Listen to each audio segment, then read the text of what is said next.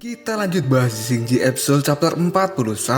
Gak usah cacicot banyak bacot, kita langsung masuk aja ke pembahasan. Pada saat ini badai api abadi telah berkobar di hutan monster karena telah diaktifkan oleh Raja Pushan Karmapa.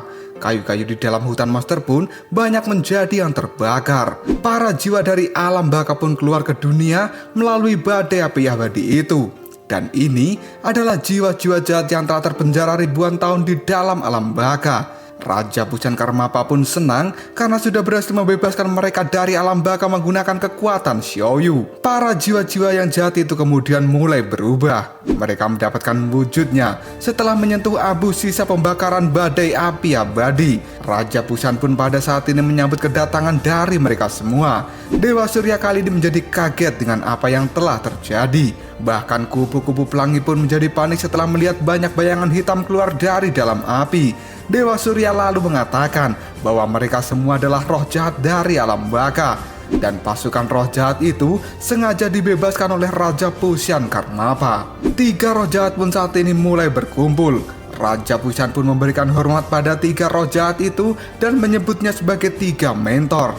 Karena mereka adalah roh jahat yang merupakan 3 pilar pelayan raja. 3 pilar pelayan raja saat ini juga mulai menyerap abu untuk mendapatkan wujud manusianya. Bodhi dan kupu-kupu pelangi menjadi ketakutan setelah melihat hal ini. Dan Dewa Surya juga sangat kaget. Dia kemudian berkata di dalam hatinya bahwa 3 roh jahat itu berasal dari neraka yang terdalam. Dan kali ini mereka hidup begitu saja di dunia manusia. 3 pilar pelayan raja sekarang sudah mendapatkan tubuh manusia mereka. Mereka pun terdiri dari 2 orang pria dan 1 orang wanita. Dan saat ini, si wanita sedang menggendong bayi yang merupakan calon dari Raja Agung. Salah satu 3 pilar pun tersenyum dan kemudian berterima kasih pada Raja Pushan Karmapa atas usahanya selama ini. Dan hal ini cukup memuaskan.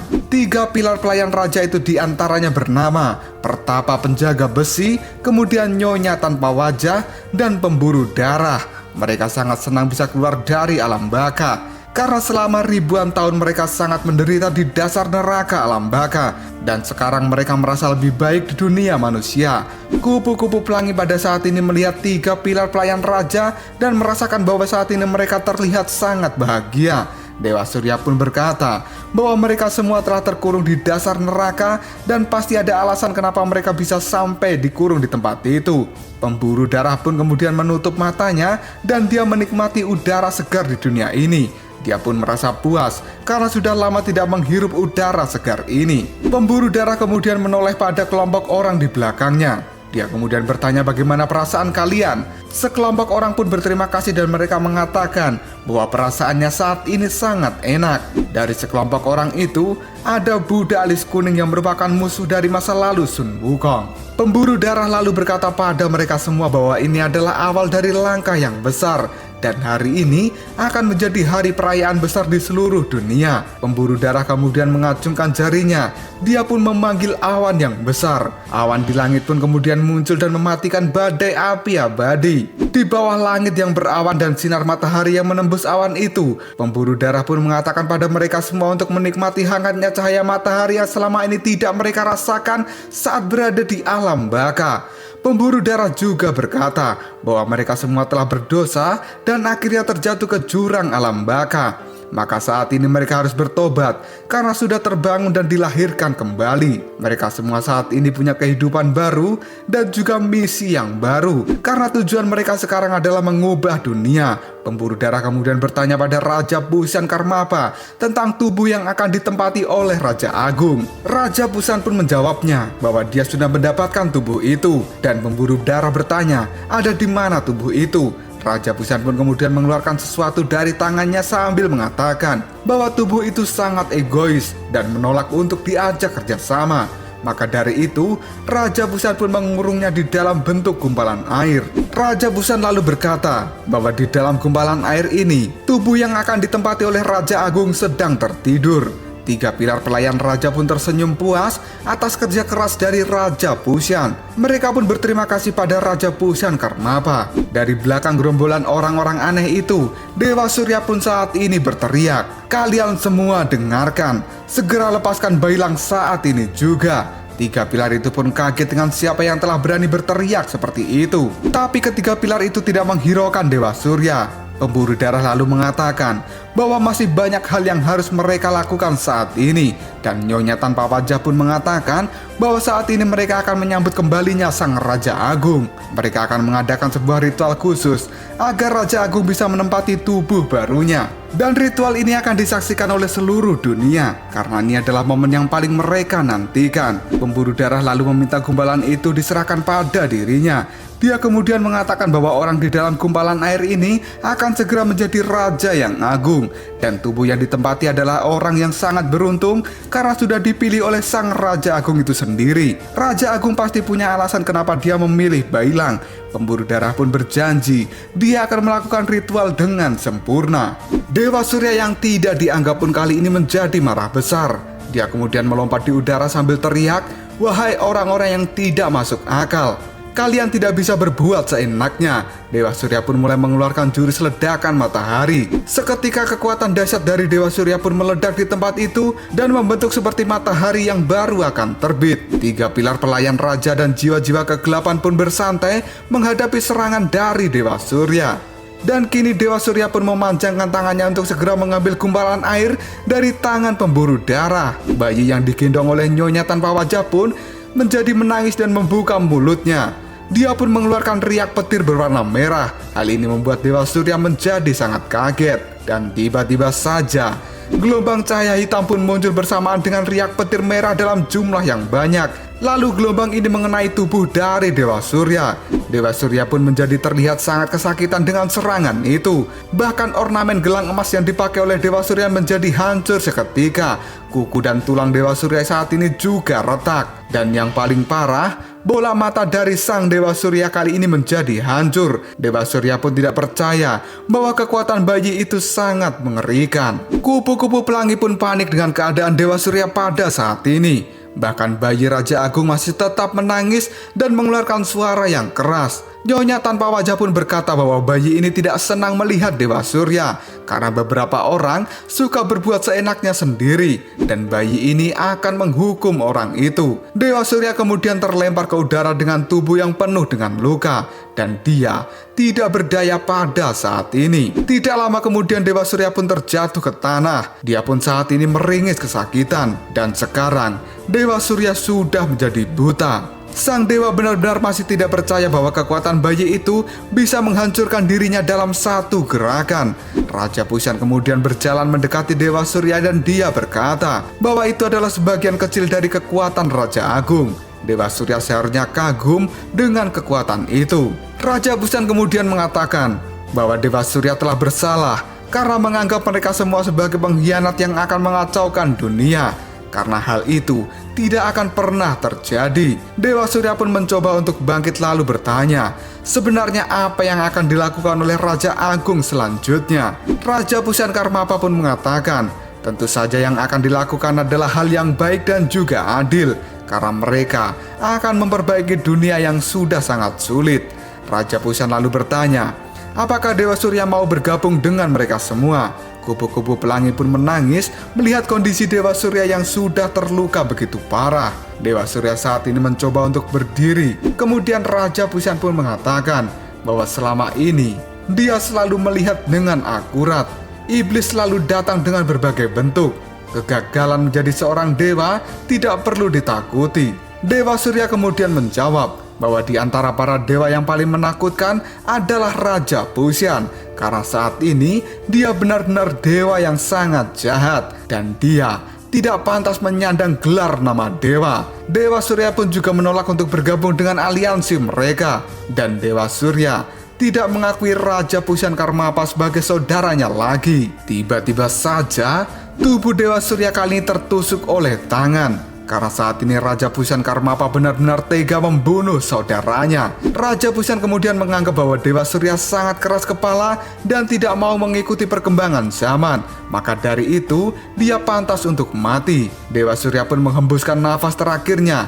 Dia lalu berubah menjadi relik batu bulat. Raja Pusyan Karmapa pun mengucapkan selamat tinggal pada saudaranya itu. Raja Pusyan Karmapa kemudian menoleh pada Bodhi bahwa dia tidak perlu takut karena Surya sudah mati.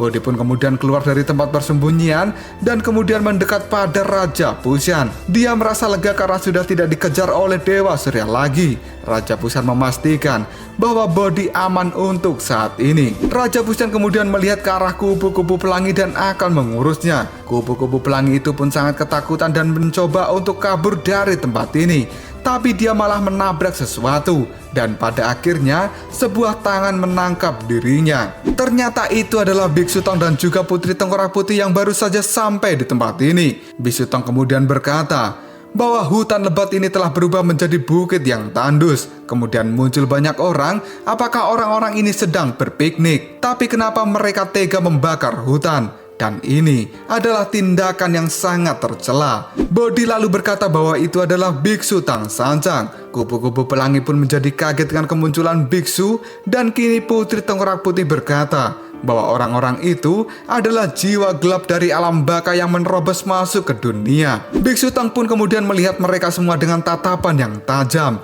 Dia merasa bahwa sekelompok orang itu akan membawa hal yang buruk bagi dunia. Biksu Tong kemudian menyapa Raja Pusyan Karmapa dan dia lalu bertanya, apakah Raja Pusyan Karmapa melihat murid-muridnya dan orang yang dia kirim ke tempat ini. Raja Pusyan pun mengatakan bahwa saat ini Subaji dan Sawucing telah berada di tempat lain. Tapi untuk Bailang, dia saat ini masih berada di sini bersama dengan Raja Pusyan. Biksu Tong bertanya kembali, apa maksudmu? Raja Pusyan lalu mengatakan bahwa Bailang akan menjadi wadah untuk raja baru dunia ini. Bailang saat ini sedang tertidur dan dia tidak bisa diganggu. Biksu Tong pun kemudian menganggap bahwa Raja Pusyan Karmapa sedang bercanda. Dia menyuruh Raja Pusyan untuk segera mengembalikan Bailang karena saat ini masih banyak hal yang harus dipelajari oleh Bailang dari sang biksu. Raja Pusyan pun berkata bahwa biksu tidak akan pernah melihat Bailang kembali. Dengan tatapan tajam dan marah, biksu menganggap bahwa Raja Pusyan adalah penjahat yang telah melakukan penculikan. Bodi lalu berteriak bahwa Biksu Tong harus segera sadar dengan kenyataan ini. Seorang pun kemudian berjalan maju. Ternyata pada saat ini orang-orang berjubah hitam itu berjalan maju dan mulai mengepung Biksu Tong dan juga Putri Tengkorak Putih. Hal ini membuat Biksu Tong menjadi panik dengan apa yang akan dilakukan oleh orang-orang jahat itu selanjutnya. Gerombolan orang pun kemudian menyuruh Biksu Tong untuk segera sadar. Dan Buddha Alis Kuning menyuruh Biksu Tong untuk segera meninggalkan pikiran kolotnya agar dia bisa mengikuti perkembangan zaman saat ini. Biksu lalu berkata pada Putri Tengkorak Putih bahwa sekarang mereka sudah terkepung oleh segerombolan orang jahat dan gila. Biksu pun akan mencoba menahan orang-orang ini dan dia menyuruh Putri Tengkorak Putih untuk segera kabur. Putri Tengkorak Putih pun tidak mau melakukan hal itu. Dia akan maju dan mundur bersama dengan Biksu Tong. Sambil memandangi sekelompok orang jahat, Biksu pun mengatakan bahwa hari ini terlalu banyak hal yang terjadi. Baik atau buruk, biksu tidak akan peduli apalagi menyangkut muridnya. Seorang guru tidak akan pernah mengabaikan hal itu. Sekelompok penjahat pun mulai menertawakan Biksu Tong dan menganggapnya remeh. Tiba-tiba saja sebuah batu yang terukir muncul dengan kecepatan yang tinggi. Batu itu pun lalu berubah menjadi jiwa kera raksasa Sun Wukong. Dia kali ini akan mengamuk di tempat itu dan akan menyelamatkan guru serta Putri Tengkorak Putih dari kepungan arwah jahat yang gila. Biksu Tong kemudian kaget melihat kemunculan dari Sun Wukong. Begitu juga dengan Buddha Alis Kuning yang melihat kembali musuh lamanya itu. 3 pilar pelayan raja pun terlihat tenang walau mereka melihat Sun Wukong akan segera mengamuk di tempat ini. Tidak butuh waktu lama, Sun Wukong pun kemudian mendarat dan melakukan pukulan keras di tanah. Sampai-sampai tanah itu bergetar dengan keras akibat pukulan dari sang raja kera. Gelombang ledakan yang besar akibat pukulan Sun Wukong pun mulai muncul di tempat itu. Tapi orang-orang jahat ini tidak merasa takut sedikit pun. Bahkan Buddha Alis Kuning berkata bahwa kenakalan dari Sun Wukong tidak berkurang sama sekali. Dia masih sama saja dengan ribuan tahun yang lalu. Pemburu darah lalu bertanya, kemana mereka pergi? Karena saat ini Sun Wukong, Biksu Tong, Putri Tengkorak Putih dan juga kubu-kubu pelangi telah menghilang dari tempat ini. Pertapa penjaga besi lalu mengatakan bahwa mereka bukan ancaman sama sekali dan menurut Nyonya tanpa wajah, kera serta Biksu Tong tidak penting sama sekali. Karena yang paling penting adalah tubuh Bailang dan mereka sudah memilikinya pada saat ini. Raja Pusyan, Bodi, serta orang-orang jahat pun tidak terlalu peduli dengan tim Biksu Tong dan juga Sun Wukong itu. Pemburu darah pun mengatakan bahwa semua orang kali ini harus mengabaikan gangguan yang kecil dan mereka harus menikmati udara segar di dunia ini. Setelah itu, mereka harus menyelesaikan hal yang paling penting di dunia. Mereka semua akan memperbaiki dunia ini dari orang-orang yang korup dan langkah awal akan segera dimulai. Mereka semua harus memulai dari hal yang paling dasar, yaitu memberikan kabar pada seluruh dunia bahwa Raja yang Agung akan segera datang. Era baru akan segera terbentuk dan ini akan menjadi awal dari kebangkitan dinasti yang baru. Lalu apakah yang akan terjadi selanjutnya? Kegilaan macam apa yang sudah direncanakan oleh orang-orang jahat ini? Apakah mereka akan benar-benar membuat dunia menjadi lebih baik atau malah membuat dunia semakin buruk? Jika kalian penasaran, tunggu aja jawabannya di next video Ngobrol Shop. Kita lanjut bahas Shingji episode chapter 42. Nggak usah cacicot banyak bacot, kita langsung masuk aja ke pembahasan. Cerita diawali dengan seorang pria parubaya yang akan mendongeng kepada anak-anak. Anak-anak pun senang dengan cerita para monster. Apalagi saat sang pria parubaya menceritakan kisah tentang Tata Gata yang menaklukkan Sun Wukong sebelumnya, anak-anak itu pun menjadi sangat antusias. Dan pria parubaya itu pun berkata bahwa di langit penuh dengan dewa dan Buddha. Anak-anak pun kali ini mau mendengarkan cerita tentang itu. Dan si pria parubaya pun akan mulai menceritakan kisah tentang Dewa Mata 3 yang melawan naga berkepala 9. Salah seorang anak yang gendut mengatakan, pasti cerita itu akan seru. Dan tiba-tiba saja Buddha alis kuning pun muncul dan mengatakan bahwa cerita itu semuanya adalah palsu. Buddha alis kuning kali ini mengaku bahwa namanya adalah Huang Mei dan dia akan mendongeng menggantikan si pria parubaya. Buddha alis kuning pun mengatakan bahwa dewa itu tidak pernah ada. Yang ada hanyalah kita-kita yang terlihat nyata ini saja.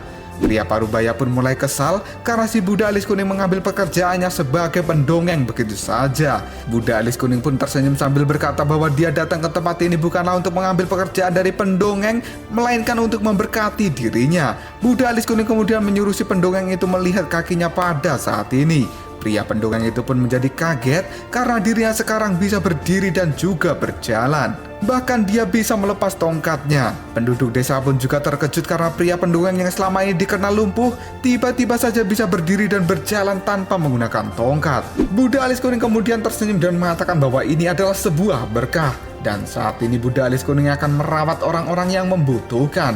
Para penduduk lalu bertanya apa yang harus mereka berikan agar mereka dapat berkah yang lain. Buddha alis kuning pun menjawabnya bahwa mereka tidak perlu memberikan apapun karena pelayanan ini semuanya gratis. Mereka hanya perlu percaya dengan kekuatan iman tanpa ujung.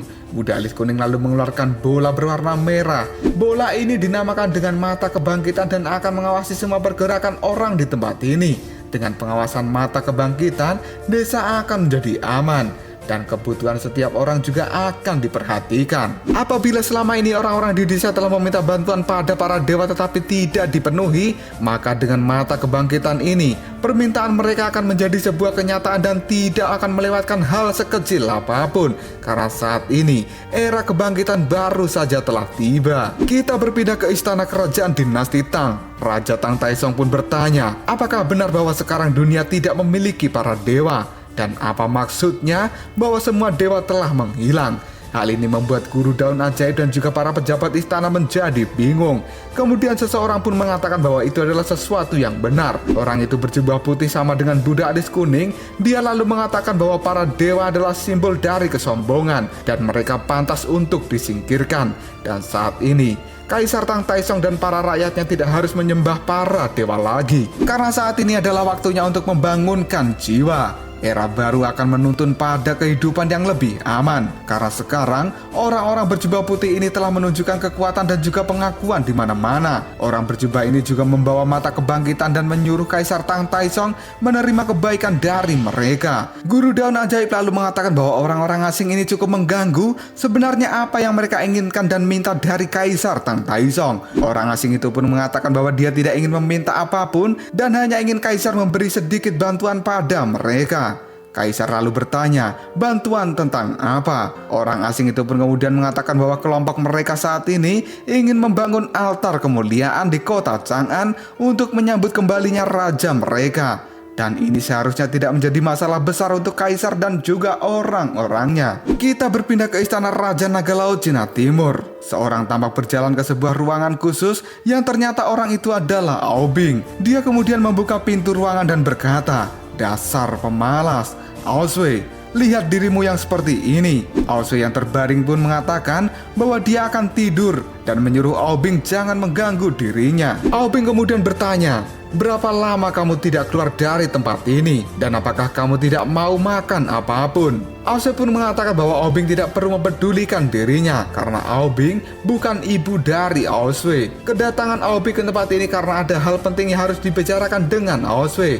Dia pun kemudian menendang Aoswei dan menyuruhnya untuk segera bangun. Aoswei pun kemudian berteriak sakit dan dia mengatakan kenapa Aobing datang dan harus mengganggu dirinya. Padahal saat ini Aoswei sudah bukan Raja Naga lagi. Dan kenapa dia harus berdiskusi dengan Aobing? Jadi pada saat ini Aoswei sudah bukan seorang Raja Naga. Cerita diawali setelah dia menyelesaikan perjalanan ke barat. Aoswei pun kemudian menyatukan seluruh klan naga. Dia pada saat itu adalah raja dari semua para naga. Karena Aoswei tidak memiliki pengalaman sebagai seorang pemimpin, setelah menjadi seorang raja dia akhirnya terlena dan tidak bijaksana. Kepemimpinan Aoswei sangat bobrok dan penuh dengan korupsi. Setiap hari kerjanya hanya berpesta dan juga minum minuman. Bahkan korupsi Aoswei ini sudah sangat parah. Dia juga menerima suap dan juga menghabiskan harta kerajaan. Dia juga gemar bermain wanita dan juga berpesta daging setiap hari. Hal ini membuat para Raja Naga yang lain menjadi muak dengan sikap dari Aoswei.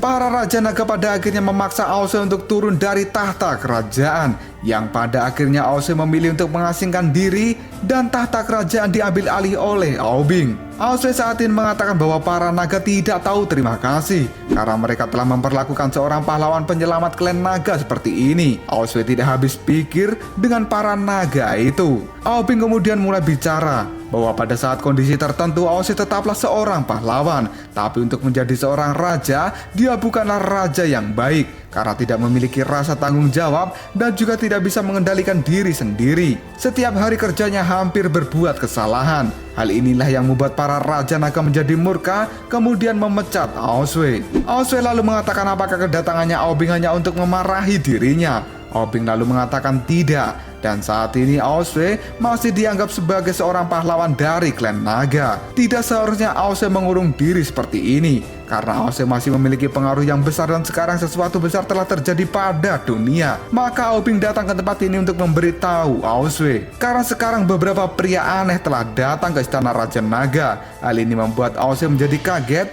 Aobing pun menyuruh Aoswei untuk ikut dengannya saat ini dan melihat sesuatu yang telah terjadi, karena sekarang di istana naga ada bola mata yang aneh. Aobing pun mengatakan pada Aoswei bahwa ini adalah mata kebangkitan yang ditinggalkan oleh para pria aneh itu. Para pria aneh juga menyebut diri mereka sebagai kelompok era kebangkitan. Mereka meninggalkan jejak di berbagai tempat dan kekuatannya tumbuh luar biasa. Tapi mereka tidak membuat konflik apapun. Mereka hanya mengatakan bahwa saat ini dunia sudah tidak memiliki seorang dewa. Bahkan istana surga juga telah menghilang. Mendengar hal ini, Aoswei pun menjadi terkejut. Aobing tidak tahu bagaimana orang-orang aneh ini melakukan hal itu. Tapi setelah Aobing mengecek, memang kekuatan para dewa telah menghilang sepenuhnya secara misterius dari dunia ini. Tiba-tiba Aoswei pun kali ini menjadi tersenyum.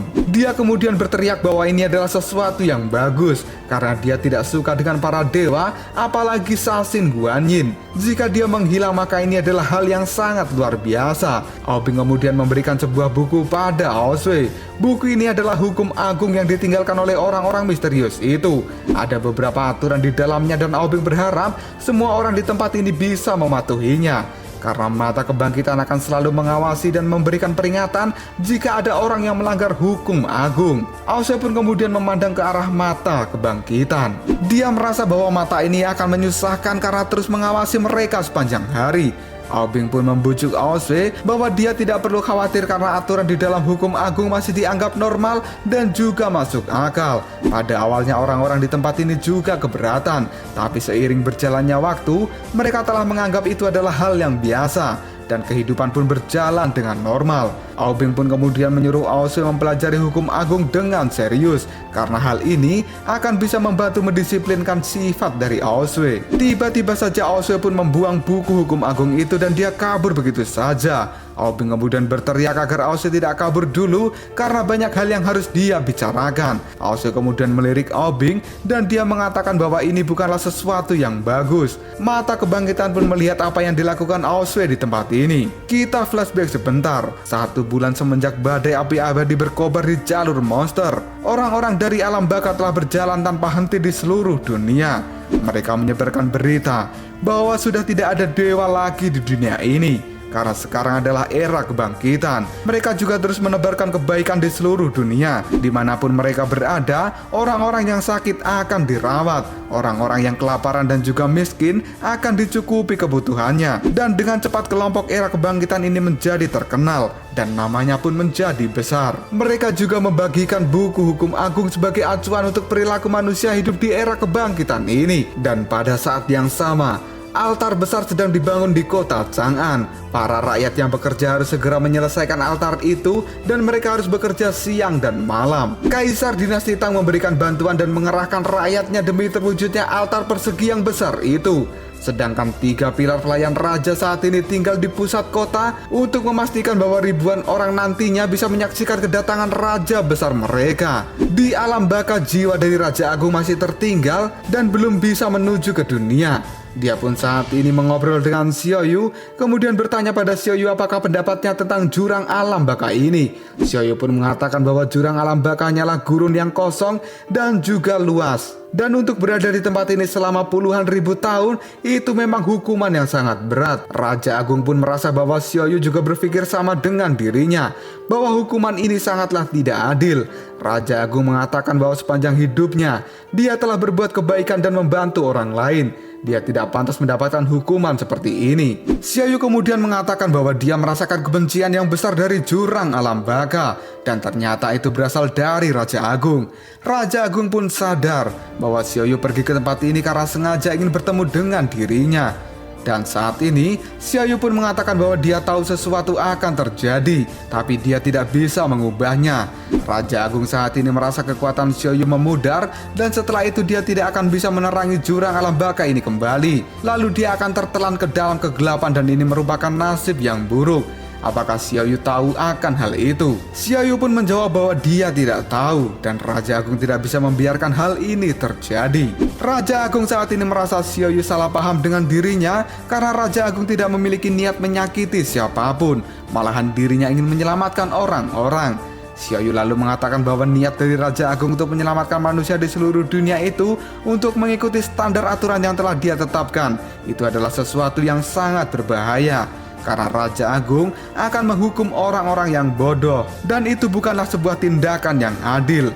Raja Agung pun bertanya, lalu apa masalahnya? Karena sebagian besar dunia ini terdiri dari orang bodoh. Karena orang-orang itu terus saja membuat kesalahan dan juga menyakiti orang lain. Menurut Raja Agung, lebih baik Xiaoyu mendukung dirinya dengan pemikiran cerdas dari Raja Agung ini agar dunia bisa teratur. Dengan bimbingan hukum agung, maka orang-orang bodoh tidak akan berbuat kesalahan lagi. Xiaoyu lalu bertanya, bagaimanakah dengan Bailang pada saat ini? Raja Agung mengatakan bahwa Bailang sedang tertidur karena ini dilakukan untuk mencairkan ego dari dalam diri Bailang. Dan ketika waktunya tiba, Raja Agung akan mengambil alih tubuh Bailang. Xiaoyu pun merasa bahwa tindakan dari Raja Agung ini bertentangan dengan apa yang telah dia katakan. Sebelumnya dia berkata bahwa dia tidak ingin menyakiti siapapun, tapi dia malah ingin mengambil tubuh Bailang. Bukankah itu sama saja dengan membunuh Bailang pada saat itu? Dengan santai Raja Agung mengatakan bahwa kematian Bailang adalah pengorbanan demi umat manusia. Xiaoyu pun kemudian membantah karena keputusan ini sepihak dari Raja Agung dan itu tidak bisa disebut sebagai sebuah pengorbanan. Raja Agung lalu bertanya, apakah Xiaoyu menyukai Bailang? Dia tidak bisa membayangkan bahwa api abadi yang maha tahu memiliki perasaan suka pada orang lain. Dengan santai Xiaoyu pun menjawabnya bahwa dia adalah makhluk yang berbeda Dia mencintai semua kehidupan. Tapi saat ini Xiao Yu takut jika Raja Agung menghancurkan semua hal baik yang ada di dunia. Raja Agung dengan percaya diri mengatakan bahwa kehidupan di dunia pasti akan jauh lebih baik jika dipimpin oleh dirinya. Di dalam hutan monster saat ini, Sun Wukong dalam bentuk kera raksasa berdiri di atas pohon sambil melihat ke atas. Tiba-tiba saja dia memukul dadanya dan berteriak dengan keras. Teriakan dari Sun Wukong ini menimbulkan gelombang ledakan yang besar di hutan monster. Para monster kelelawar pun berterbangan dari dalam hutan. Mereka sangat mengenal Sun Wukong dan mereka sangat ketakutan. Dua monster kelelawar tiba-tiba ditangkap oleh Sun Wukong. Monster kelelawar ini pun langsung berteriak meminta maaf jika mereka memiliki kesalahan pada Sun Wukong. Wukong pun kemudian menyuruh dua monster kelelawar ini untuk diam dan tidak berisik. Jika mereka terus berbicara, maka Sun Wukong akan menggigit dua kepala kelelawar ini. Sun Wukong akan membebaskan dua kelelawar ini asalkan mau melakukan sesuatu untuk dirinya. Kedua kelelawar itu pun ketakutan lalu bertanya bahwa mereka harus melakukan apa. Sun Wukong pun menyuruh mereka berdua untuk terbang setiap penjuru tempat di jalur monster ini sambil menyampaikan pesan dari Sun Wukong. Kedua kelelawar itu pun tertawa dan mengatakan bahwa itu adalah perkara yang mudah. Lalu apakah isi pesan yang harus mereka sampaikan? Wukong pun berkata, kalian bilang pada semua monster bahwa Sun Wukong memanggil mereka semua. Katakan pada mereka bahwa semua monster harus berkumpul di kota Chang'an. Karena saat ini dunia sudah tidak memiliki para dewa, maka orang-orang aneh muncul dan akan mengambil alih dunia. Mereka yang ingin menguasai dunia ini tidak boleh melupakan para monster seperti kita. Dan biarkan mereka melihat betapa hebatnya para monster itu. Saatnya kita berbuat keributan yang besar. Pergi dan selesaikan misi kalian. Kelelawar itu pun segera terbang dan Sun Wukong kemudian berubah ke wujud manusianya. Dia kemudian melompat turun dari atas pohon. Di bawah pohon itu ternyata Biksu Tang sudah menunggu Sun Wukong dan kali ini dia bertanya apakah rencana dari Sun Wukong ini memiliki peluang keberhasilan yang besar. Wukong pun merasa bahwa rencana ini pasti berjalan dengan baik karena pada saat ini dewa sudah tidak ada di dunia. Maka para monster bisa keluar dari dalam hutan monster secara bebas. Dan orang-orang aneh yang bangkit dari kebangkitan itu sangat arogan. Mereka sekarang menganggap diri mereka adalah penguasa dunia. Biksu pun setuju dengan apa yang dikatakan oleh Sun Wukong. Penampilan luar dari orang-orang aneh itu terlihat bagus. Dan orang-orang di dunia tidak bisa melihat sifat asli dari mereka. Bahkan Kaisar Tang Taisong saat ini berpihak pada orang-orang aneh itu. Orang-orang aneh itu ingin mengeksekusi Bailang di depan umum di kota Chang'an. Biksu kemudian mengajak Sun Wukong mencari cara untuk menghentikan hal itu. Wukong pun merasa bahwa kekuatan dari orang-orang aneh ini tidak bisa diremehkan. Pemberontakan secara terang-terangan dari Sun Wukong dan juga Biksu Tang saja tidak akan pernah berhasil. Tapi dengan bantuan dari seluruh monster di hutan ini, kemungkinan keberhasilan itu akan jauh lebih besar. Sun Wukong pun yakin bahwa dengan nama besarnya di tempat ini, maka dia akan berhasil mengundang seluruh monster untuk diajak melakukan kekacauan besar di kota Chang'an. Lalu apakah yang akan terjadi selanjutnya? Apakah para monster bersedia diajak mengacau oleh Sun Wukong? Jika kalian penasaran, tunggu aja jawabannya di next video Koprol Shop. Kita lanjut bahas di Xingji episode chapter 43. Gak usah cacicot banyak bacot, kita langsung masuk aja ke pembahasan. Para kelelawar saat ini berterbangan di hutan monster. Mereka pun teriak-teriak sambil menyebarkan perintah dari Sun Wukong. Hutan monster ini sangat luas dan banyak aneka monster di tempat ini. Para kelelawar pun berterbangan menyusuri seluruh hutan monster. Mereka melewati pegunungan, bahkan masuk ke dalam gua-gua. Dan mereka mengatakan bahwa seluruh monster mendapat panggilan dari Sun Wukong untuk segera berkumpul di kota Chang'an. Karena ini adalah perintah dari Raja Kera terkuat. Sun Wukong adalah makhluk terkuat di hutan monster ini. Dan siapapun yang tidak memenuhi panggilannya, maka dia dan keluarganya akan dibantai. Dan ini adalah perintah langsung dari Sun Wukong, ucap para kelelawar. Banyak monster yang tertidur di dalam kegelapan yang diselimuti dedaunan pada akhirnya membuka mata mereka setelah mereka mendengar teriakan perintah dari Sun Wukong yang disebarkan oleh para kelelawar. Di pinggiran kota Chang'an, Sun Wukong terlihat sangat jenuh karena tidak ada satupun monster yang muncul ke tempat ini. Dan ini adalah hari ke-10 dia menunggu, tapi hasilnya tetap tidak ada monster yang keluar. Biksu pun merasa bahwa para monster ini tidak akan pernah datang. Tapi Sun Wukong masih yakin bahwa mereka akan datang ke tempat ini. Biksu lalu menyuruh Sun Wukong untuk masuk ke dalam rumah dan beristirahat. Pemilik rumah pun bertanya, apakah biksu ini adalah seorang pengembara yang akan menuju ke kota Chang'an? Biksu pun menjawab bahwa itu adalah benar. Pemilik rumah lalu bercerita pada Biksu Tong bahwa akhir-akhir ini kota Chang'an terlihat sangat ramai setelah kedatangan kelompok yang menyatakan diri mereka sebagai era kebangkitan datang ke kota itu. Dan kabarnya mereka akan mengadakan sebuah perayaan besar. Biksu lalu berkata bahwa dia dan muridnya sebenarnya juga ingin menghadiri perayaan itu. Tapi saat ini mereka berdua sedang menunggu kelompok yang lain. Pemilik rumah yang melihat Sun Wukong dia bertanya pada Biksu Tong, kenapa cara tidur Sun Wukong itu sangat aneh. Biksu pun menyuruh pemilik rumah itu untuk tidak memperdulikan Sun Wukong karena memang dia sudah aneh sejak lahir.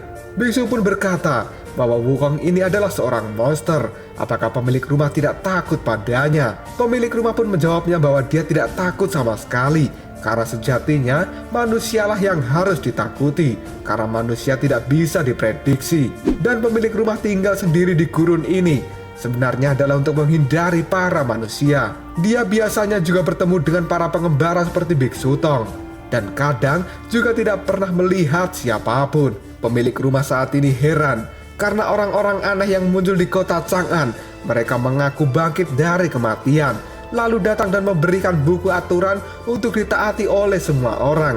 Hal inilah yang membuat pemilik rumah pergi dari kota Chang'an itu.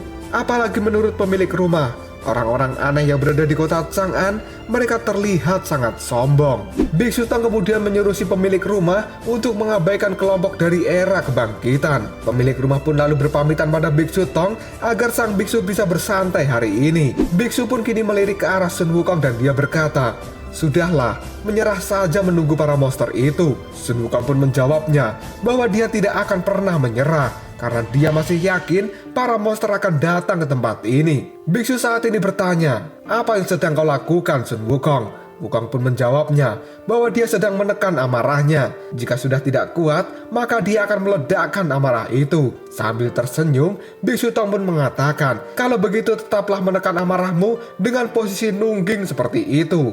Tidak lama kemudian, Subaji pun muncul. Dia tersenyum pada gurunya. Sambil mendekati Biksu Tong, Subaji kali ini mengatakan bahwa Raja Busan sialan itu telah memindahkan dirinya ke pegunungan babi. Setelah menerima pesan dari Sun Wukong, Subaji pun bergegas ke tempat ini. Biksu pun tidak heran karena Raja Busan Karmapa itu memang memiliki teknik teleportasi. Baji pun lalu bertanya bagaimana keadaan Bailang, apakah dia tertangkap. Dengan sedih, Biksu Tong menjawabnya, iya. Tiba-tiba Shao Cheng pun muncul dan dia berteriak bahwa ini adalah kesalahan dirinya karena tidak bisa melindungi Bailang. Wu Cheng kemudian meminta maaf pada sang biksu. Biksu pun menjawab bahwa Raja Busan Karmapa itu terlalu kuat dan licik. Wu Cheng lalu mengatakan bahwa besok adalah hari perayaan raja mereka dan sepertinya kelompok ini akan kehabisan waktu. Baji kemudian bertanya pada Shao Cheng apakah Wu Cheng melihat monster lain saat dirinya berjalan ke tempat ini. Wu Cheng pun mengatakan bahwa dia melihatnya. Tapi ketika para monster itu ditanya apakah mereka akan pergi ke kota Chang'an, mereka menjawabnya tidak. Baji pun merasa bahwa para monster tidak akan pernah datang. Biksu pun kemudian menyuruh mereka semua untuk bersantai. Tidak datang pun tidak akan menjadi masalah, karena pada saat mengambil api abadi, mereka juga menemui banyak bahaya dan bisa teratasi berkat kelompok kecil ini. Biksu Tong kemudian menyuruh para muridnya untuk menghilangkan rasa takut di dalam hati mereka. Dia juga menyuruh para muridnya untuk makan daging sepuasnya malam ini, kemudian beristirahat dengan cukup. Karena besok mereka berempat akan beraksi menunjukkan kekuatan mereka di depan era kebangkitan. Mendengar kata-kata dari gurunya itu, Baji, Wu Cheng, dan Sun Wukong kembali mendapatkan semangat dan juga keberanian di dalam hati mereka.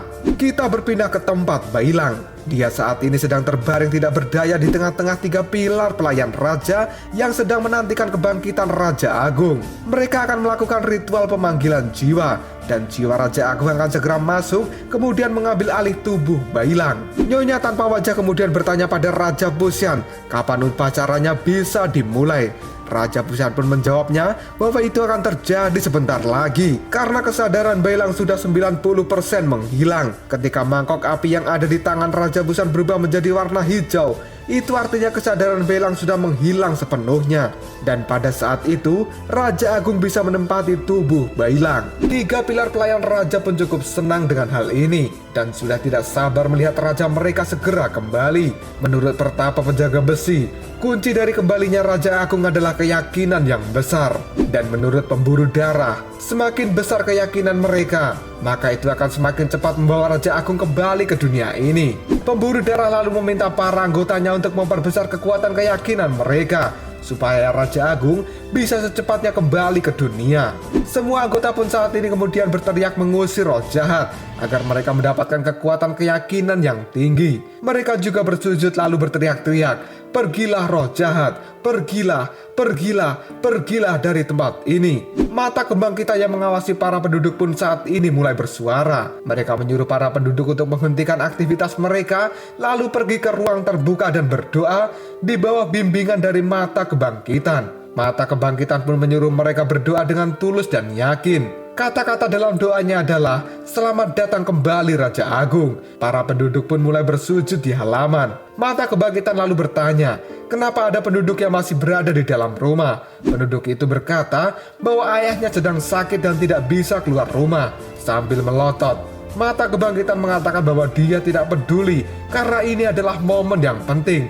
Setiap energi seseorang dibutuhkan untuk saat ini. Kita berpindah ke kota kekaisaran. Raja Tang Taisong dan para pejabat kerajaan saat ini sedang duduk bersimpuh untuk mulai berdoa. Guru daun ajaib lalu berkata pada Raja Tang Taisong bahwa dia merasakan sesuatu yang aneh. Raja Tang Taisong pun kemudian menyuruh guru daun untuk berbicara. Dan guru daun mengatakan bahwa yang sedang mereka lakukan saat ini adalah semacam ritual jahat dengan memakai kekuatan orang-orang untuk mencapai sebuah tujuan tertentu. Dan tujuan orang-orang dari era kebangkitan jelas bukan tujuan yang baik. Raja Tang Taisong pun kemudian terdiam lalu mempertimbangkan ucapan dari guru daun ajaib. Pada saat yang sama Raja Busan Karmapa mulai membaca mantra dan memulai ritual dengan mangkok yang dia pegang. Dia pun mengusir roh jahat atas nama keadilan.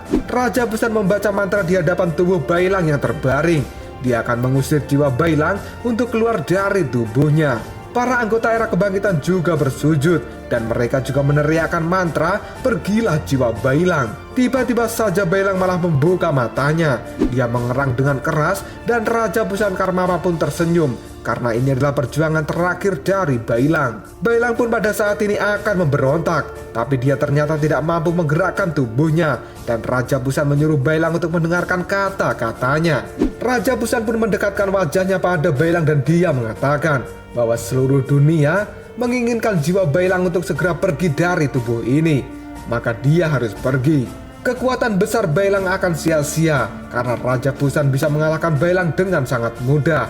Mata Bailang pun menjadi terbelalak dan dia menutup matanya lalu mencoba menggerakkan tubuhnya.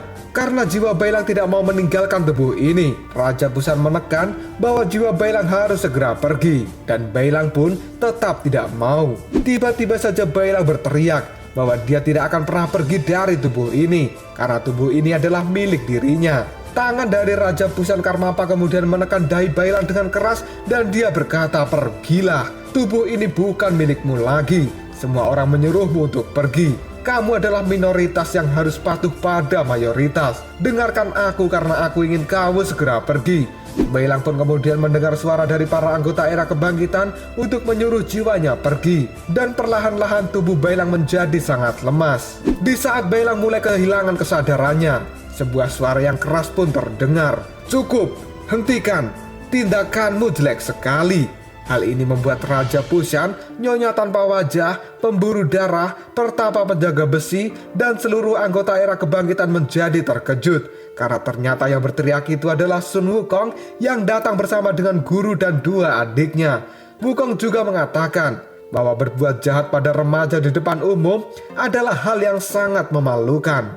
Bailang pun kemudian membuka matanya lebar-lebar dan dia melihat pada guru dan juga kakak-kakak seniornya. Raja Busan Karmapa kali ini terlihat sangat kesal karena kelompok Biksu Tong muncul kembali. Tapi menurut Raja Busan Karmapa, kedatangan dari Biksu Tong ini tidak ada artinya. Dan ini merupakan tindakan yang bodoh. Dengan tatapan yang tajam, Biksu Tong pun mulai berbicara bahwa orang-orang dari era kebangkitan merupakan roh jahat yang bisanya menguasai dan juga memakan orang lain. dan mereka semua memang pantas untuk terjatuh dan dikurung di jurang alam baka. Wuching dan Subaji pun kemudian membenarkan perkataan dari gurunya. Buddha alis kuning yang melihat Sun Wukong pun tersenyum dan dia menyapanya karena sudah ratusan tahun tidak bertemu dengan Sun Wukong. Sun Wukong pun lalu mulai berbicara. Hai Buddha alis kuning, kamu dulu sangat agung. Kenapa kamu sekarang rela menjadi anjing orang lain? Dan kamu terlihat sangat jinak. Buddha alis kuning pun tertawa dan dia berkata bahwa dia sudah mendapatkan ajaran dari Raja Agung dan dia saat ini sudah berbeda dengan masa lalu. Karena sekarang Buddha alis kuning merasa bahwa dirinya sudah menjadi orang yang baik. Dia juga akan membantu Sun Wukong agar Sun Wukong bisa menjadi lebih baik. Biksu Tong, Sun Wukong, Subaji dan juga Shao Wuching pun menjadi geram dengan kemunafikan orang-orang dari era kebangkitan ini. Tiba-tiba saja seekor rubah muncul dan berkata, semuanya tunggu dulu. Biksu dan juga yang lain pun kemudian menoleh ke belakang dan dia melihat seekor rubah berada di belakang mereka. Si rubah ini lalu berkata, hai Tang Sanjang, Wukong, Baji, Wuching, apakah kalian masih ingat denganku? Wukong pun menjadi terkejut dengan kemunculan dari rubah ini. Dan si rubah pun mulai berubah. Dia adalah rubah ekor 9 teman dari Sun Wukong yang pernah mencintai Biksu Tong. Dan pada akhirnya dihajar oleh Sun Wukong supaya dia sadar akan kesalahannya. Rubah ekor 9 pun tersenyum pada mereka dan dia mengatakan, hai monyet, aku mendengarkan panggilan dari dirimu. Dan aku pasti tidak akan melewatkan hal itu. Sun Wukong secara spontan dia berteriak kagum bahwa saat ini temannya itu sudah bisa mendapatkan tubuh manusianya kembali. Rubah pun mengatakan bahwa butuh kerja keras untuk mendapatkan tubuh manusia ini. Tiba-tiba suara gemuruh terdengar di langit. Biksu Tong dan Subaji serta Shao Wuching mendengar ada suara ramai yang sedang datang ke tempat ini. Dan ternyata itu adalah suara dari pasukan Tengkorak Putih yang dibawa oleh Putri Tengkorak Putih. Putri Tengkorak Putih yang baru saja tiba langsung menyapa Biksu Tong dan dia juga meminta maaf karena telah membuat sang biksu menunggu. Karena dia harus kembali ke tempatnya dan memanggil pasukan Tengkorak ini. Tidak lama kemudian raksasa pun muncul. Hal ini membuat para penduduk menjadi ketakutan. Biksu Tong kemudian menoleh pada Sun Wukong dan dia berkata, kupikir tidak akan pernah ada yang peduli padamu Sun Wukong. Sun Wukong pun saat ini hanya tersenyum. Tiba-tiba saja seseorang yang menggunakan sepatu merah muncul di atas genting dan ternyata itu adalah Xiao Liu. Dia adalah orang terdekat dari Sun Wukong dari masa lalu. Xiao Liu ini pernah menjadi musuh dari Sun Wukong karena dia marah ras monyet putih miliknya dibunuh oleh monster kelabang. Dan Xiao Liu merasa Sun Wukong bersalah atas insiden itu karena Wukong tidak bisa menjaga mereka semua. Xiao Liu kemudian menatap Sun Wukong dan dia berkata, Wukong, kamu sudah berubah ya. Sun Wukong pun kaget karena Xiao Liu mau datang ke tempat ini. Xiao Liu lalu berkata pada Sun Wukong, orang sekelas dirimu butuh bantuan juga ya. Aku rasa lawannya sangat istimewa dan aku tertarik, makanya aku datang ke tempat ini. Sun Wukong kemudian berterima kasih pada Xiao Liu. Dan kali ini Xiao Liu pun kembali mengatakan, jangan senang dulu, kamu hanya pantas mati di tanganku dan tidak ada seorang pun yang boleh membunuhmu. Sun Wukong pun hanya terdiam. Tiba-tiba saja seseorang kali ini berteriak, hei monyet, aku datang untuk menagih hutang padamu. Sun Wukong kemudian menoleh dan dia terlihat sangat kaget. Yang ternyata itu adalah monyet Akajiri dan juga Gibbon, si monyet terbang yang datang bersama dengan pasukan kera miliknya. Monyet Akajiri pun berteriak, kamu berkata dalam pesanmu bahwa kamu adalah monyet yang terkuat dan kami sungguh tidak rela. Apakah kamu pikir kami sudah tidak ada di dunia ini? Lalu apakah yang akan terjadi selanjutnya? Apakah para monster yang datang ini akan bertarung bersama dengan Sun Wukong demi menyelamatkan Bailang? Jika kalian penasaran, tunggu aja jawabannya di next video Kopral Shop. Kita lanjut bahas di episode chapter 44. Nggak usah caci cowok banyak bacot, kita langsung masuk aja ke pembahasan.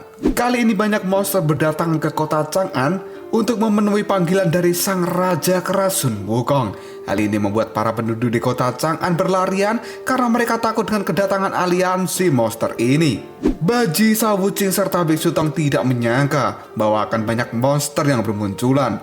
Bahkan saat ini Sun Wukong terkejut sekaligus merasa senang bisa melihat Akajiri dan juga Gibbon lagi. Karena mereka sudah tidak bertemu selama ratusan tahun, Akajiri pun mengatakan bahwa dia sengaja datang ke tempat ini untuk melihat Sun Wukong. Karena kabarnya selama ratusan tahun ini, Sun Wukong kurang beruntung. Dia dipenjara dan juga dipukuli sampai mati beberapa kali. Hal ini akan membuat klan iblis kera terlihat sangat lemah dan tidak berguna. Dan menurut Gibbon, dengan kembalinya Sun Wukong dari alam baka merupakan sebuah keuntungan dan klan iblis kera tidak bisa diremehkan. Sun Wukong merasa bahwa Akajiri dan Gibbon kali ini terlihat sangat cerewet. Akajiri pun kemudian menyuruh Sun Wukong lain kali untuk lebih cerdas lagi jika dia mau mengumpulkan aliansi monster. Dan kali ini Akajiri akan memberitahu pada semuanya bahwa klan iblis kera tidak bisa diremehkan. Dia juga berjanji akan selalu datang membantu Sun Wukong jika dalam kesulitan.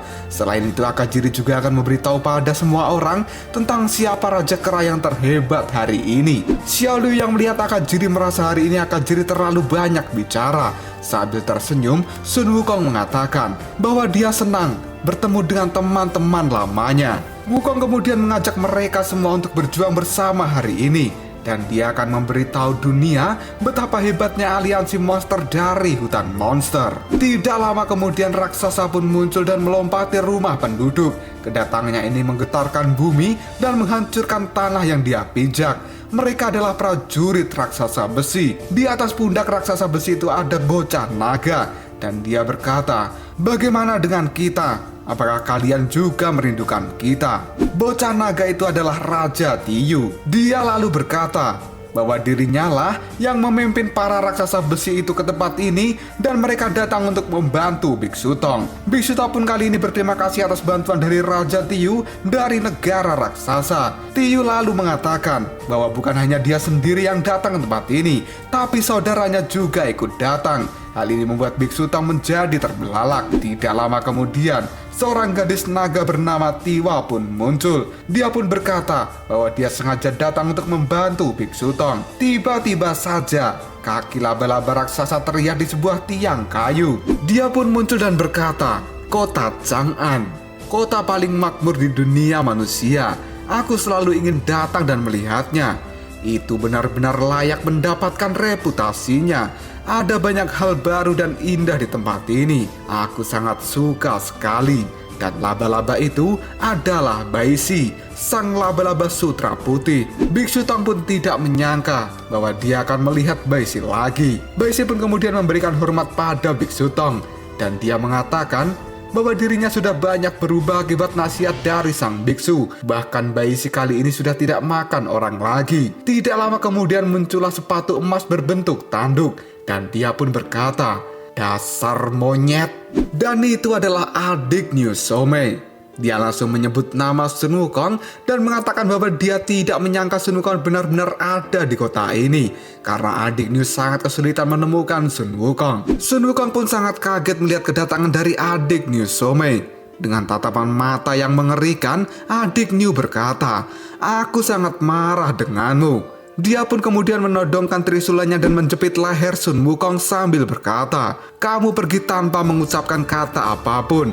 Apa maksudmu?" Dengan raut wajah yang ketakutan, Sun Wukong pun berkata, "Adik New, musuh yang sebenarnya ada di sana. Bisakah kita membicarakan hal ini nanti?" Dengan raut wajah yang marah, adik New menjawab, "Aku tidak peduli. Kamu harus memberiku penjelasan. Apakah kamu mencoba untuk mempermainkanku?" Sun Wukong yang ketakutan menjawabnya, "Tidak." Tiba-tiba adiknya terdiam dan dia mulai bicara kembali. "Lupakan saja. Kamu tidak menyukaiku. Iya, kamu benar-benar tidak menyukaiku. Dan sebenarnya, jika aku lihat baik-baik, kamu juga tidak sebaik yang kupikirkan.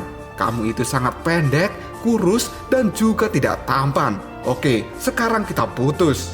Sun Wukong pun kali ini bingung dan dia berkata, "Oke lah, jadi kamu datang hanya untuk bilang putus pada aku." Adiknya pun menjawabnya, "Benar, kita putus. Itu jauh lebih baik. Sekarang di mana musuhmu?" Tidak lama kemudian segerombolan ubur-ubur terbang di langit. Yang ternyata itu adalah Nona Xiaobe dan juga Duyung Hiu Perak yang datang membawa pasukan Putri Duyung. Hal ini membuat Subagi berteriak dengan heboh karena Putri Duyung itu juga datang untuk membantu Biksu Tong.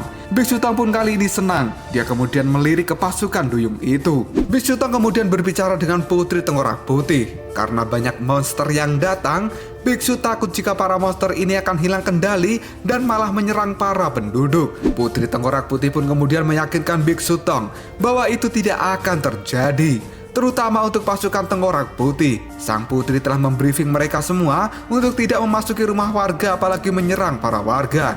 Dan hal ini juga sudah disebarkan pada para monster yang lain dan mereka pun setuju. Itulah sebabnya para monster ini datang terlambat, karena mereka butuh waktu lama untuk meyakinkan dan juga membriefing para monster itu. Monster kelelawar pun juga telah sampai di kota Chang'an dan mereka sangat kagum dengan perkampungan manusia ini. Kedatangan monster kelelawar ini disusul dengan monster-monster yang lain dalam jumlah yang banyak.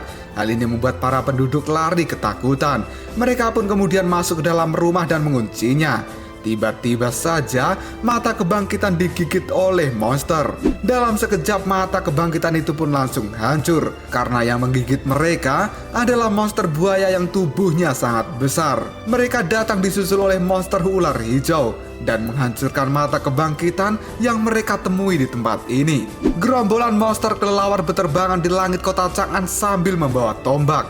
Hal ini membuat bayi yang digendong Nona tanpa wajah menjadi ketakutan dan menangis. Nona tanpa wajah pun mengatakan bahwa kedatangan para monster ini telah menimbulkan kekacauan di kota Chang'an dan juga membuat tempat ini menjadi berantakan. Pemburu darah lalu menimpali bahwa Raja Agung tidak akan senang dengan hal ini. Nona tanpa wajah dan juga Pertapa penjaga besi pun setuju dengan apa yang dikatakan oleh pemburu darah. Pemburu darah kembali berkata bahwa seharusnya kembalinya Raja Agung mendapatkan sambutan dan juga rasa hormat dari semua orang. Tapi jika pemandangannya seperti ini, maka pemburu darah akan membereskannya. Dan menurut Nona tanpa wajah, kerusuhan seperti ini tidak bisa ditoleransi. Pertapa penjaga besi pun hanya terdiam. Pemburu darah kemudian bertanya pada Raja Busan Karmapa, berapa lama lagi ritual ini akan selesai? Raja Busan pun menjawabnya bahwa prosesnya sudah hampir selesai dan Bailang akan segera kehilangan kesadaran. Tatapan mata Bailang pun kali ini menjadi kosong. Tapi Bailang masih berusaha agar jiwanya tidak lepas dari tubuh ini. Pemburu darah kemudian menyuruh Raja Busan Karmapa untuk fokus dengan ritualnya dan jangan sampai terganggu. Pemburu darah langsung beranjak dari tempat duduknya karena dia kali ini akan mengurus para monster itu. Pemburu darah pun mulai bicara dengan para anggota era kebangkitan bahwa saat yang indah yang mereka tunggu-tunggu akan segera datang. Tapi kemunculan para monster itu sangat mengganggu pemandangan dan dia pun bertanya pada anggota era kebangkitan tentang apa yang harus dilakukan. Para anggota dari era kebangkitan pun menjawabnya bahwa para monster itu adalah hama yang meresahkan. Mereka akan sangat mengganggu tujuan dari era kebangkitan, maka para monster harus dihancurkan. Pemburu darah pun membenarkan dan setuju dengan perkataan dari anggotanya. Para monster ini tidak boleh mengganggu kebangkitan Raja Agung. Dan dunia era kebangkitan ini tidak membutuhkan adanya para monster. Maka para monster itu harus dimusnahkan. Pemburu darah kemudian menarik pedang dari sarungnya sebagai pertanda bahwa mereka siap untuk berperang dengan para monster. Pemburu darah kemudian menancapkan pedangnya ke lantai dan muncullah sebuah segel berwarna oranye. Dia pun berkata, "Untuk semuanya, atas nama Hakim, aku akan mengeluarkan perintah atas nama Raja Agung. Untuk sementara, aku membebaskan kalian dari batasan sumpah darah. Kalian bisa kembali menjadi pribadi kalian dari masa lalu dan terlepas dari perjanjian darah." Para anggota era kebangkitan pun kali ini tersenyum. Sebuah retakan hitam merah pun muncul di wajah mereka. Dan mereka berterima kasih pada Hakim pemburu darah.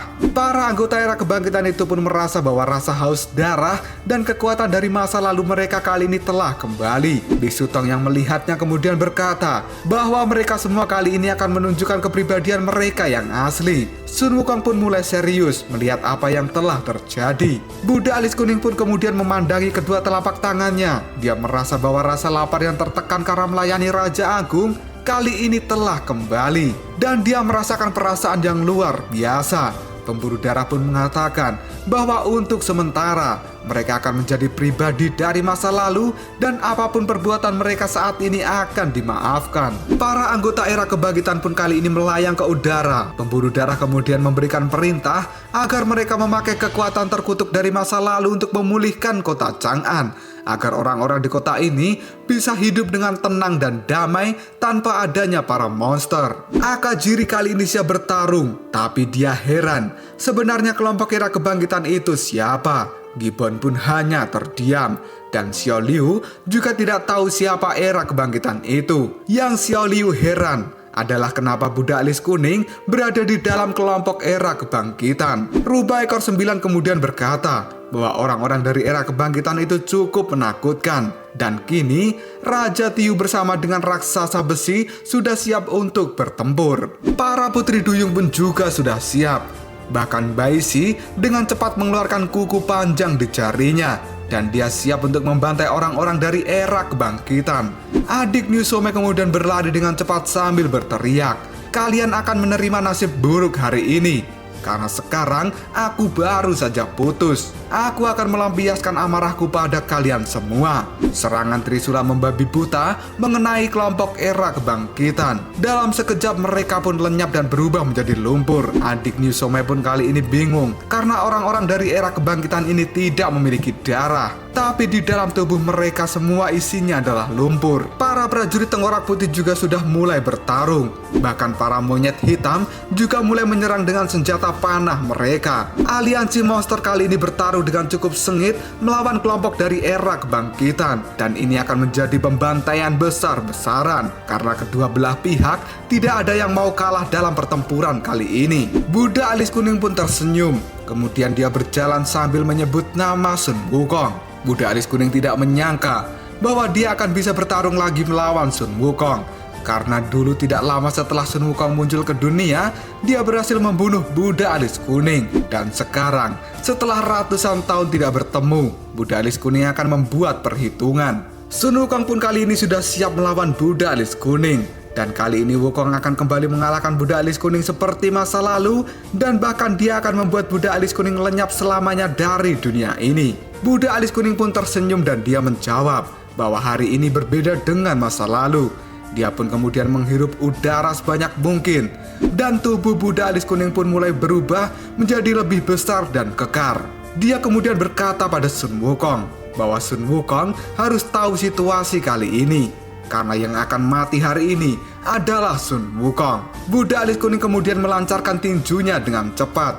Tinju itu pun berhasil dihindari oleh Sun Wukong. Tanah yang terkena tinju dari Buddha Alis Kuning seketika langsung meledak. Buddha Alis Kuning menjadi geram karena Sun Wukong bisa menghindari tinjunya. Dan dia kali ini akan kembali meluncurkan tinju yang lain pada Sun Wukong. Dan tiba-tiba saja Subaji pun muncul dalam mode caleng tempur, kemudian menahan tinju dari Buddha Alis Kuning.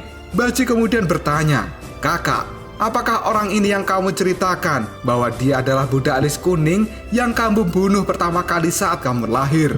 Aku caleng raksasa dari Gunung Babi, Subaji, akan menemanimu bermain." Buddha Alis Kuning kemudian berkata, "Dasar babi gendut, bau, dagingmu keras dan tidak enak untuk dimakan." Baji kemudian menyuruh Sun Wukong untuk segera pergi karena Buddha Alis Kuning akan menjadi urusannya. Wukong kemudian mempercayakan urusan Buddha Alis Kuning pada Subaji, dan Besutong pun berteriak bahwa Wukong harus segera pergi untuk menyelamatkan Bailang. Dengan sigap, Sun Wukong pun melompat kemudian menginjak kepala Buddha Alis Kuning, dan dia melesat dengan cepat melewati kelompok era kebangkitan. Bahkan para kelompok era kebangkitan itu tidak ada yang mampu menghentikan Sun Wukong. Karena pergerakan Sun Wukong ini sangat lincah menuju ke tempat Bailang yang terbaring tidak dapat bergerak. Bailang kali ini melihat Sun Wukong menuju ke arahnya. Dia kemudian berkata, "Guru, kakak."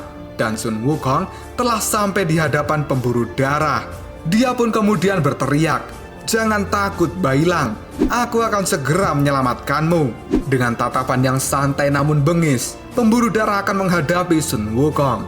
Lalu apakah yang akan terjadi selanjutnya? Apakah pemburu darah bisa mengalahkan Sun Wukong? Dan bisakah Sun Wukong menyelamatkan Bailang?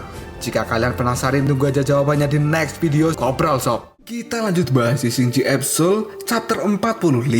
Gak usah cacicot banyak bacot, kita langsung masuk aja ke pembahasan. Sun Wukong yang akan menyelamatkan Bailang kali ini telah sampai di hadapan pemburu darah, dan dia siap melakukan pukulan keras ke pemburu darah yang mencoba menghalangi Sun Wukong dalam penyelamatan itu. Tapi pemburu darah tidak takut sama sekali dengan Sun Wukong. Dia akan menghadapi Sun Wukong sambil mengatakan bahwa Sun Wukong adalah orang dari masa lalu yang buruk. Pemburu darah sangat tahu sepak terjang dari Sun Wukong ini. Tongkat Ruye pun kemudian memukul dengan keras ke pemburu darah, tapi hakim pemburu darah menahannya dengan pedang yang hanya dipegang menggunakan satu tangan saja. Aura dari pukulan itu menimbulkan cahaya berwarna kuning keemasan dan asap yang mengepul di sekitar bentrokan. Sambil menahan pukulan dari Sun Wukong, pemburu darah mengatakan bahwa Sun Wukong adalah monster yang tidak bermoral. Tapi para dewa malah bersekongkol dan memanjakan Sun Wukong, dan itu dianggap melanggar hukum oleh pemburu darah. Dan di era kebangkitan ini, pemburu darah akan melenyapkan Sun Wukong. Hakim pemburu darah kemudian mengayunkan pedangnya, dan seketika Sun Wukong tidak bisa menahan ayunan dari pemburu darah itu.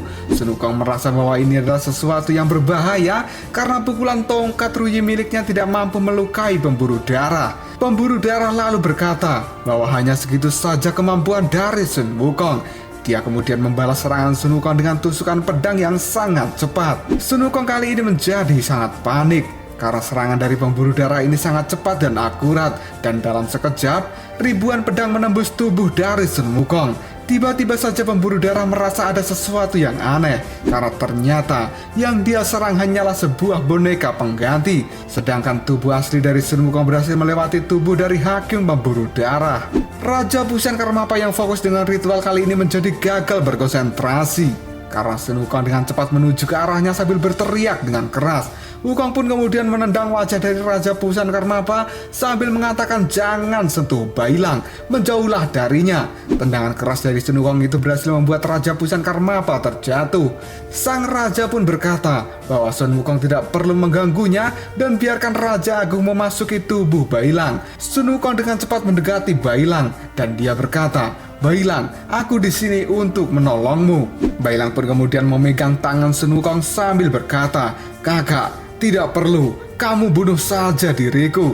Cepat bunuh aku sekarang juga, Kak Wukong." Wukong kemudian berteriak agar Bailang tidak bertindak bodoh, karena Sun Wukong akan tetap berusaha untuk menyelamatkan Bailang dan membawa Bailang pergi dari tempat ini.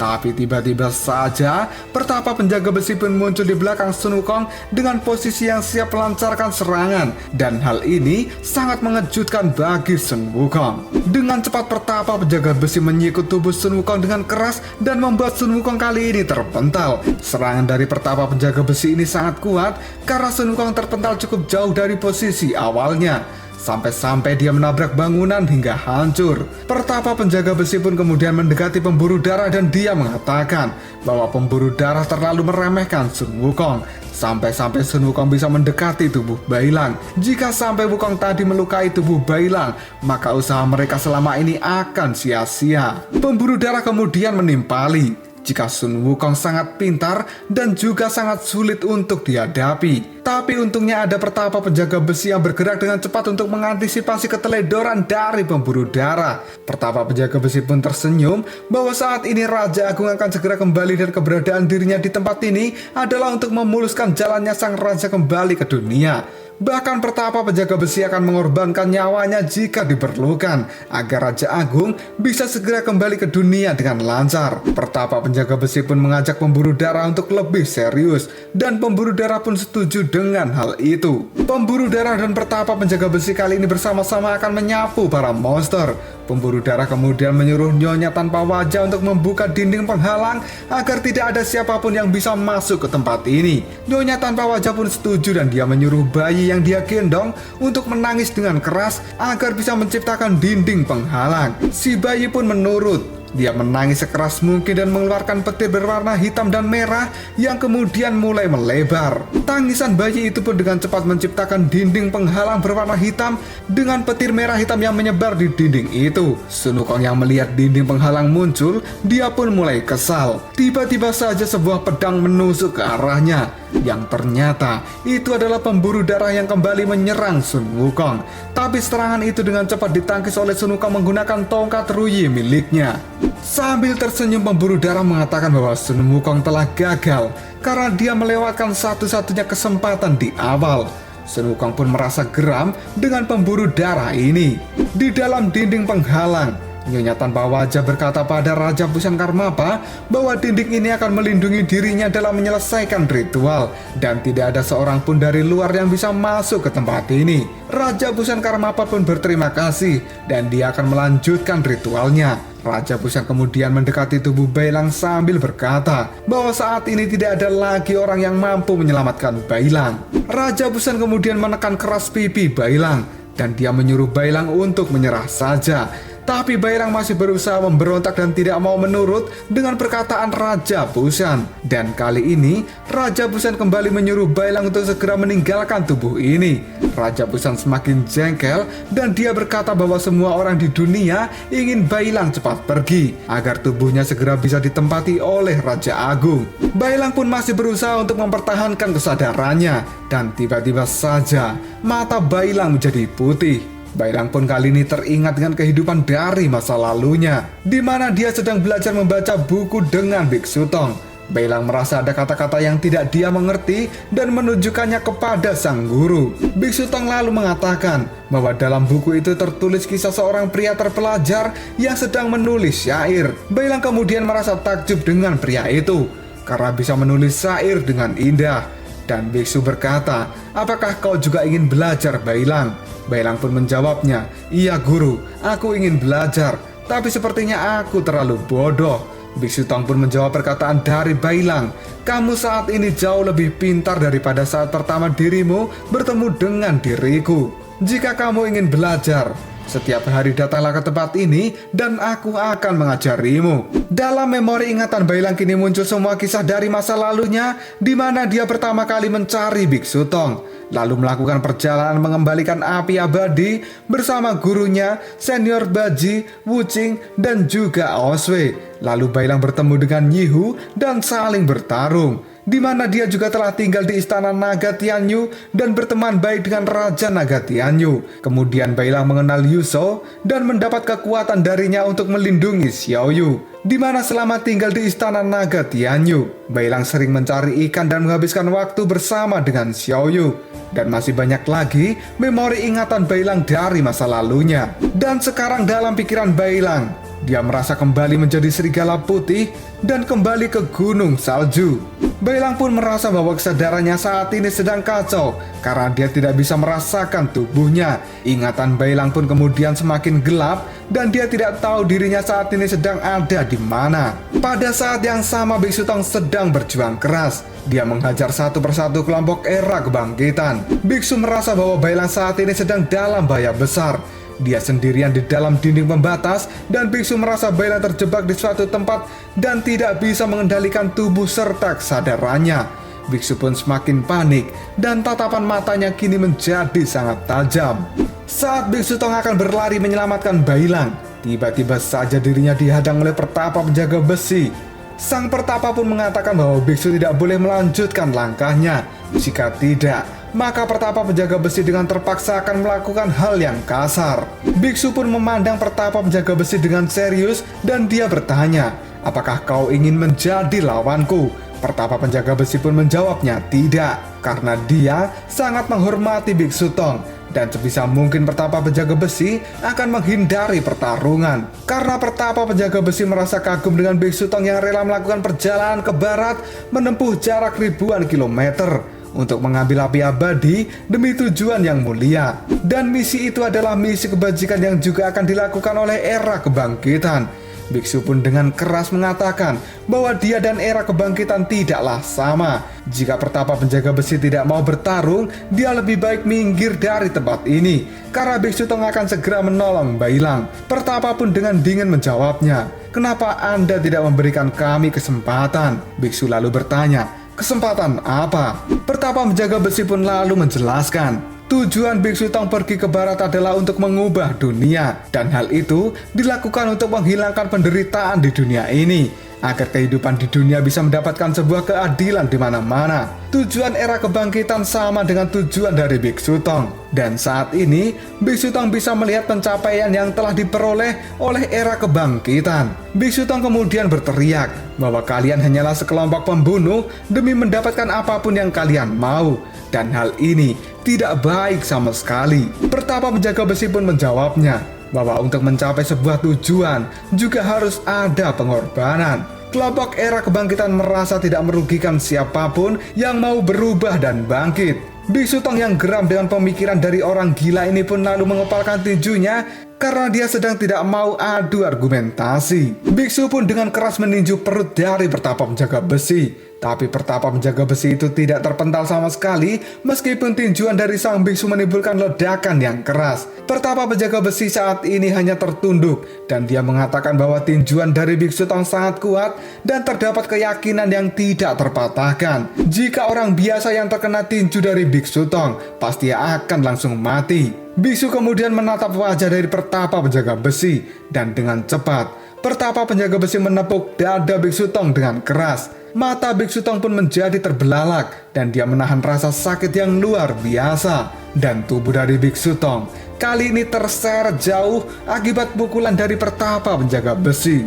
Biksu Tong kemudian berjongkok dan tidak lama setelah itu sang biksu memuntahkan darah dari mulutnya. Biksu memandangi pertapa penjaga besi dan merasa bahwa pukulannya sangat mengerikan. Pertapa penjaga besi lalu berbicara bahwa saat ini dia tidak akan menyerang Biksu Tong, tapi Biksu Tong juga tidak boleh melewati pertapa penjaga besi. Jika Biksu Tong ingin beradu soal kepercayaan, maka Raja Agung memiliki kepercayaan yang sangat kuat yang bisa bersaing dengan ketekunan Biksu Tong saat melakukan perjalanan ke barat. Dan mungkin itu lebih kuat dari kepercayaan dari sang biksu. Biksu Tong pun kali ini kembali ke hadapan pertapa penjaga besi. Dia melompat sambil berkata bahwa apapun yang ada di dalam pikiranmu itu tidak ada hubungannya dengan diriku. Dan saat ini Biksu Tong hanya ingin pertapa penjaga besi minggir dari tempat ini. Biksu lalu memukul wajah pertapa penjaga besi sekeras mungkin, tapi pertapa penjaga besi tetap tidak bergeser dari tempatnya. Pertapa pun merasa bahwa biksu ini terlalu ngeyel. Dia pun kembali memberikan tinjuan pada Biksu Tong tepat di perutnya. Dan Biksu Tong kali ini terlempar cukup jauh. Pukulan itu membuat Biksu Tong tidak berdaya dan kembali memuntahkan darah. Biksu merasa perutnya sangat kesakitan. Dan pertapa penjaga besi kemudian mendekati Biksu Tong lalu bertanya, apakah sang biksu sudah kelelahan? Pertapa penjaga besi bisa membantu Biksu Tong saat ini. Dan kini pertapa penjaga besi pun mengepalkan tinjunya dan secara sadar dia meninju wajahnya sendiri dengan keras. Dan itu dilakukan berulang kali. Biksu Tong yang melihat pertapa penjaga besi menganggapnya bahwa orang itu benar-benar gila. Pertapa penjaga besi terus memukuli wajahnya sendiri tanpa henti. Berbagai arah pukulan dia lancarkan di wajahnya sendiri. Dan pertapa penjaga besi baru berhenti ketika wajahnya sudah penuh dengan darah. Pertapa lalu bertanya, apakah biksu sudah puas? Dan pertapa penjaga besi merasa baik-baik saja dengan pukulan ini. Biksu pun kali ini semakin bingung. Pertapa penjaga besi kemudian mengatakan bahwa rasa sakit itu membuat seseorang lebih dekat dengan kebenaran. Dulu pertapa penjaga besi sering memotong kulitnya sendiri, kemudian menjahitnya kembali. Dan hal itu dia lakukan berulang kali. Semua itu adalah untuk mengejar latihan spiritual, yang pada akhirnya pertapa penjaga besi menjadi mati rasa dengan yang namanya rasa sakit. Biksu Tong pun kemudian memandangi pertapa penjaga besi dan dia mengatakan, sadarlah, ada orang gila yang nyata di luar sana. Kita berpindah ke tempat raksasa besi. Mereka saat ini sedang berlarian, yang ternyata tujuannya adalah ke tempat dinding pelindung. Raksasa penjaga besi dan para monster yang lain menuju ke tempat itu dan berusaha membukanya. Tapi apapun yang mereka lakukan tidak membuahkan hasil. Raja Tiu pun kemudian menyuruh para monster untuk berkumpul dan memecahkan dinding pelindung itu. Para monster pun sudah berusaha dan nyatanya dinding itu tetap tidak bisa dihancurkan. Di tempat lain tongkat emas sedang beradu dengan pedang perak, yang ternyata itu adalah Sun Wukong yang masih bertarung melawan pemburu darah. Pemburu darah lalu berkata bahwa para monster itu tidak akan bisa memecahkan dinding pelindung, karena menurut pemburu darah, Para monster itu ibaratnya adalah rakyat jelata yang datang hanya untuk bersenang-senang. Sun Wukong pun menjadi geram dan mengatakan bahwa pemburu darah tidak perlu merasa senang terlebih dahulu. Pemburu darah pun tersenyum dan dia mengatakan bahwa pertempuran ini tidak berarti. Dia lalu bertanya apakah Sun Wukong merasakan bahwa jiwa Bailang saat ini telah pergi dari tubuhnya. Dan tubuh Bailang saat ini telah ditempati oleh Raja Agung. Tanpa ada satupun orang yang bisa menghentikannya. Sun Wukong pun menjadi emosi dan tidak percaya dengan ucapan dari pemburu darah. Lalu apakah yang akan terjadi selanjutnya? Apakah Bailang benar-benar sudah tidak memiliki tubuhnya lagi? Dan apakah tubuhnya saat ini sudah ditempati oleh Raja Agung? Jika kalian penasaran, tunggu aja jawabannya di next video Kopral Shop.